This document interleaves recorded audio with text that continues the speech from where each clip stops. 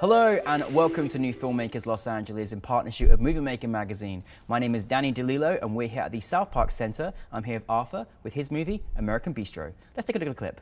I wish I was the man I wanted to be. Mador, you are fired. I always dreamed to be a chef. I wanted to be a chef. Mador? Yeah, man, I should. You should do it. I have no money. I have no money. Arthur, thank you so much for being here and congratulations on your film. Thank you for having me. You know, yeah. No, You did it. We're going to go into so much detail about it because I loved it so much. But for those that haven't seen it, tell us a brief synopsis of your film. It's about an uncle and a nephew, both guys who are pretty lost in their lives, who come together to pull their lives back together by opening a restaurant.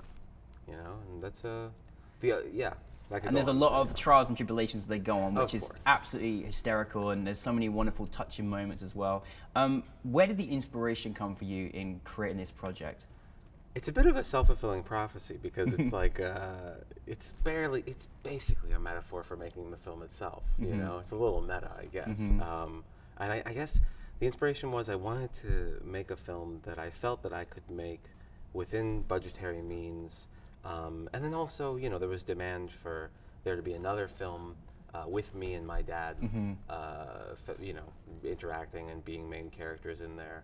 Because I'd made a movie when I was younger, when I was like 15 to 18, I was making a movie on weekends and weeknights, like after I was finished with my homework, which was this thing called If God Wants. And it was basically just this, it's like a home movie / a feature film, where my dad and I, you know, also went through stuff, and we were trying to, you know, trying to get something done. It was a good feature, and some people saw that, and I don't know. I think I was just before crowdfunding really got big, and before a lot of people realized that it was easier to make films, and so some people gave me an opportunity. They invested. They were like, "We want to see another movie with you guys." You Amazing. know? Yeah. Took a little while. Well, hey, I mean, it was well worth the wait. What I love about it as well, it's you know, it's two people going through very different things in their lives, and you know, not to mention Arthur's like a quadruple threat because you know, obviously you acted, you wrote, you directed, you put this whole movie together, and then you know, playing the nephew, and then obviously your uncle in this case is your actual real father, who is a doctor, so he's saving lives by day, and then he obviously comes into your movies as well. A beautiful relationship that you guys have. It's almost like, you know, your family or something. Worked very, very well on camera. What was that experience like, you know, because this is quite an epic project, it's your first feature, it's a lot more involved than a shorter film. What was that experience like with all those kind of roles that you played, and obviously working with your dad as well? It was a mess. It was you know, it was a borderline disaster. I think the only thing that made it sure that it wasn't an actual disaster is that I just didn't give up on it. Yeah. But in terms of a successful movie making experience, absolutely not. You know, I didn't know. But I mean, I learned everything. But the greatness about that is that you would, you know, all of those things that you experienced, the hell that you have to go through to make a film, we just see the glory of it. And we get to enjoy the entertainment factor of it, which is always remarkable. What was the kind of most difficult thing that you had in making this project? I mean, every day, telling your dad what to do is really hard. Yeah. Just inherently, every day. But then, you know, there was a couple of big sort of watershed troubles. I think I explained this last night a little bit. I wasn't necessarily the most commanding director. And sometimes when there's a vacuum of power, people will try to fill that power up. Why some of my crew decided that today was going to be the day that they filled that power, I don't know. I don't know how logical that is, but you know, it's kind of one of those ethery things where suddenly there was just a day where everybody they went on strike, you know, and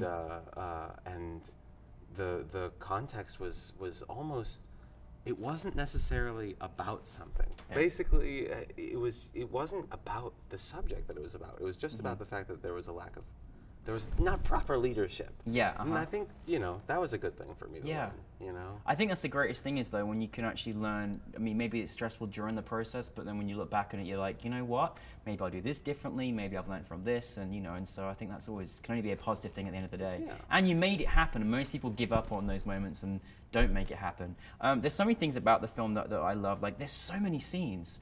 And I kept thinking to myself, how on earth is he doing all these locations? He's, going to all these different places, all these wonderful, interior, exterior moments. I'm like, you really did challenge yourself. I always say that it costs $8 at the movie, or I guess this is a dated statement because it doesn't cost $8 anymore. But I always say that it costs like the same price to go and see Star Wars at the movie theater than it does to go and see my movie. So I need to somehow be competitive. I need to somehow be giving you something that you aren't getting from Star Wars, or that maybe you want from Star Wars that you already got, at least, or any movie. I'm just using Star Wars. Yeah. And that's definitely what I really want to give somebody, something that feels really worthwhile, something that is worth going to see, not within the context of an independent film, but within the context of like, I'm a guy from Wyoming. I have a job I don't like. I have a lot of stuff to do. I have 2 hours and $20. What am I going to watch? Is it going to give me something? Is it going to make my life better? Is it going to give me the strength to go another day? Is it? I want to. Yeah. So then that kind of. I try to make a lot of movies with my cinematographer, and he's always like, all right. So we're gonna keep it under this budget, right? And I'm like, yeah. And the idea always starts that way. And then, as you can see, I mean, a restaurant movie somehow needed an obstacle course and a zombie fantasy. I mean, you had everything in there. Yeah. It was epic to watch. I'm sure it was even more epic to make. But speaking of cinematography, I loved your cinematography, and I think I know you've been through quite a few experiences with that. But I was just even captured by you when that shot of you at the beginning, and you just you're like, oh my goodness, it was so beautifully shot as well, which is amazing because you had some, a few changes in that respect as well. But how was that process for you? And how is that process for you as a director to kind of engage cinematography?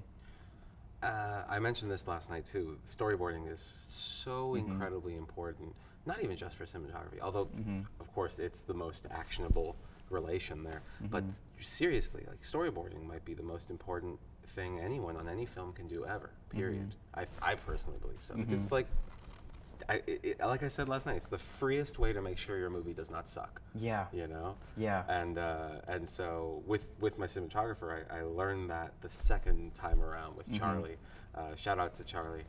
You're great. You're the best. And that, I mean, that's a very important fact to bring up storyboarding because I think people underestimate the power of how important that is, especially when you're making a feature. Yeah, what was kind of like what was the morality? What do you want from your audience to kind of receive from your film? You kind of mentioned it, the kind of this guy, but you obviously had like this two people off track in their lives coming together. I mean, I felt like the one thing about your film that I loved is that people can kind of, look inside themselves and maybe have a relationship like that in their life, or maybe like, oh, I'm going to go and open that restaurant. Like, there was a great morality you left us with all the trials and tribulations of, these two relationships.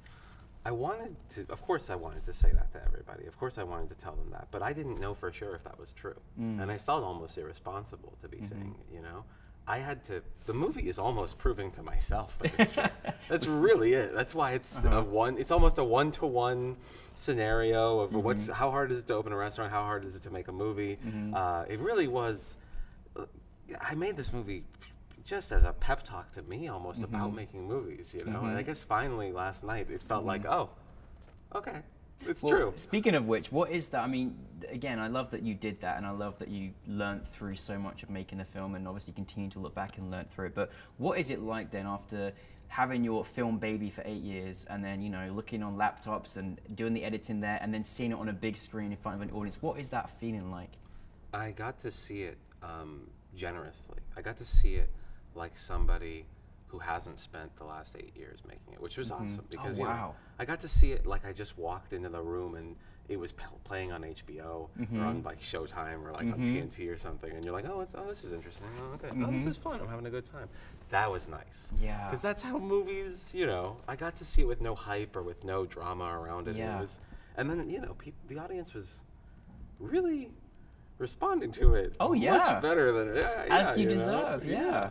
So I mean, now you've made this film, and you know, as I say, you've done the pep talk to yourself, and obviously you're good at it, and very good at it, and very talented. What is next for you? Well, I've mentioned trying to get this thing to Netflix. That's the number one thing. Hey, Netflix. Hello, if you're Ted. looking. Hello. Yeah.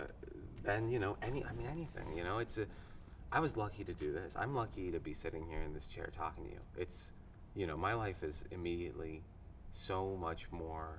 I don't want to say so much more. Just so much better than I could have thought that it would have been, and so much. I feel super. Even, you know, I just feel really lucky. Wow. So whatever comes, you know, I'm not going to give up on making movies. No, please don't. Yeah. You got to keep going. No, we love your work, and I love that. I always feel that you've got a certain style that we're all going to love to appreciate and to know and be like, that's an Arthur film, you know, and I think that's going to be something to your credit. So, you know, no, keep up. And now you've got that film baby on the way, then we need lots more films. But no, congratulations on it. You did Danny, thank you. Really great job, and you're very deserving to sit in this chair, and we're looking forward to seeing much more of your work, so thank you. Danny, thank you so much. You're welcome. Thanks American to Bistro. NewFilmmakers.